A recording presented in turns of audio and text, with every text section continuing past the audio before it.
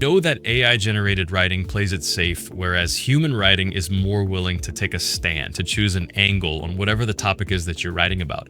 And one of the dead giveaways that somebody is overusing AI in the workplace to do their writing is the listicle format. So that's when you have a headline and then a numbered list underneath it. And usually what AI does is it tries to tell you everything there is to say about the topic. It doesn't have the restraint to whittle it down. It doesn't want to take a unique stand because its training data has just given it sort of the average of what everybody thinks about that topic. So it's just going to spit out as much information as possible. It also doesn't want to build transitions or create a narrative arc that's flowing naturally. It would rather just chunk everything into its own little disjointed section and put a subhead on top. Now, that makes sense, right? Because AI was trained on a massive amount of content like that. Think about your Rolling Stone rankings or Billboard charts, or remember David Letterman's top 10?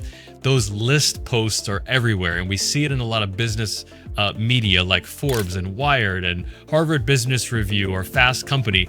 That format is everywhere, and it's not bad. It's very popular because it's easy to skim.